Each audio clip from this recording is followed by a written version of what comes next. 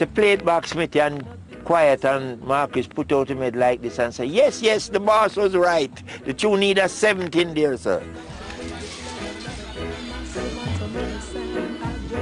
Rocksteady lasted 18 glorious months, but finally there was no escaping Jamaica's worsening conditions.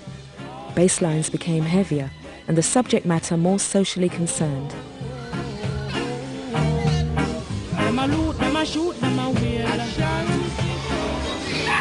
Give me money.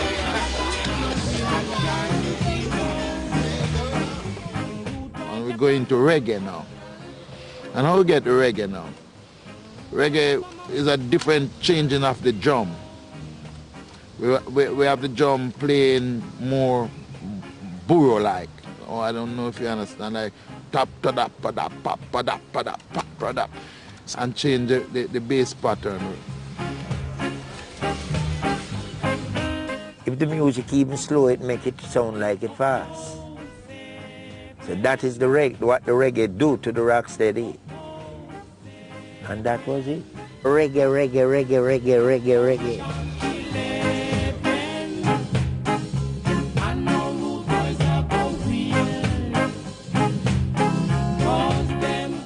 Reggae was everywhere. Dozens of studios sprang up and sheer volumes saturated the market. Producers needed a new outlet for the music.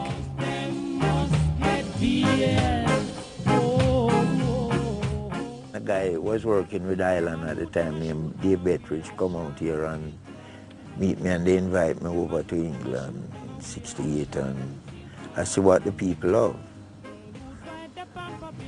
England is the gateway to really reggae music. The English market became essential to Jamaican producers with its large and by now settled Caribbean community. When I went to London, Bob Andy and myself, that was when I first learned that Feel Like Jumping was also a big song in England. We were just in Jamaica not knowing what was happening. What was happening was that by the late 60s, companies like Trojan Records had spotted the large underground following that had developed for this new reggae pop music. White kids that were hanging out with the black kids from the same areas grew up on the music, you know, we were all hearing it. And it was just the fashion and the youth culture of the day. Yeah, well, that was it. We only had the youth clubs. You know what I mean? Nobody was old enough to go to nightclubs anyway. That's it. Trojan Records came to enjoy iconic status as the purveyors of Jamaican music in the UK.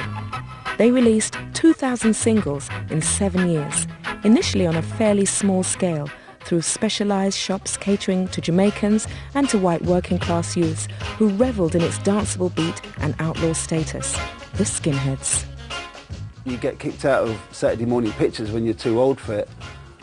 You've got nowhere to go for yourself, so somebody said, oh, let's go up to Strephon-Locarno. And we're talking about the 60s, sort of the skinhead period, really.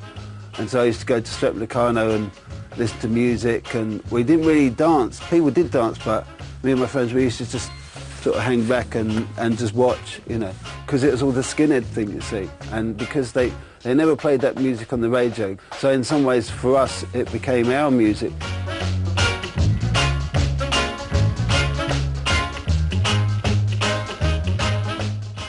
The Skinheads at the time were really into reggae. I mean, they are branded now as what you call a neo-Nazi group that don't like black people and Jews. In my time, I was being protected by the Skinheads.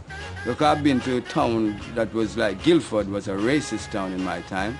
And this guy said to me, hi, Mr. Black. So I said, hi, Mr. White, and he spit in my face. I said, what the heck? So the kids wanted us to beat him, but I said, no, forget it, man. I just wiped the spit off, and that was it. What was happening, it couldn't be denied that this was developing into something that was becoming more and more commercially interesting, commercially successful. As more and more people discovered the music through the clubs. And that was making for all sorts of problems for us because we just couldn't get past this door. BBC, 'cause I'm on my way. Oh yes I am. Long walk to the BBC, but I know I'll make it someday. I think there was a perception amongst the reggae labels that the BBC dismissed reggae to a certain extent. To be fair, I think possibly, yes, I think they might have a slight case there. Bob Marley and the Wailers failed their BBC audition because in the view of the panel, they didn't know how to play reggae. Which was, but then you get some kind of, you know, the BBC Dance Orchestra doing a strict tempo version of reggae. People would say, oh, that's how reggae should be. If our music had an open door, like, let's say, a freeway, we could break wide in any part of the world because we have class music like anybody else.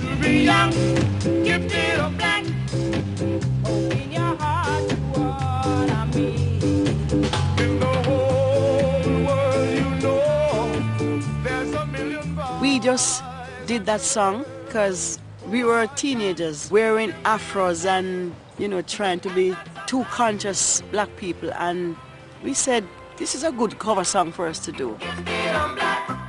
Trojan were determined to break reggae to the mass market and pulled out all the stops for their new releases. When they introduced strings on the British versions of the songs, I think it made quite a difference because they made them more into not so much the raw sound that would probably be acceptable elsewhere, but it made it more into a pop record and then went to a much bigger market. Reggae became part of pop mainstream. Skinheads, the BBC, school dances, suddenly everyone was playing reggae. Sounds of soul. I am W.O.O. and I'm still here again.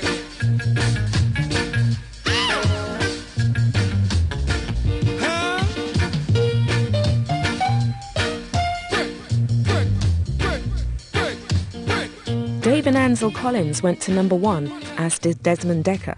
Jimmy Cliff, the Scatterlights, Prince Buster and Ken Booth all stormed the charts. And everyone loved it when Max Romeo turned out to be a new kind of rude boy.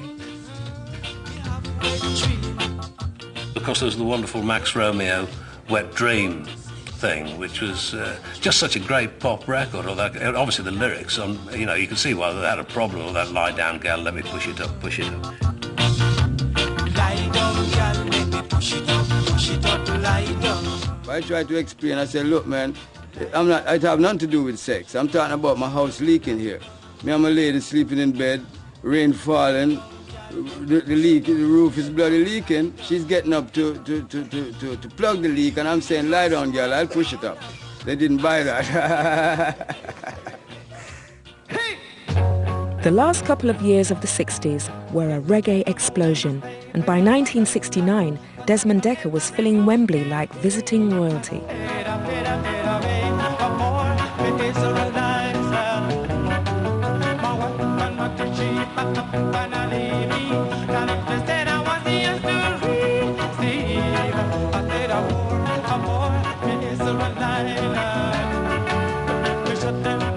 That reggae pop music, I suppose, you know, we were beneficiaries of it as well, you know.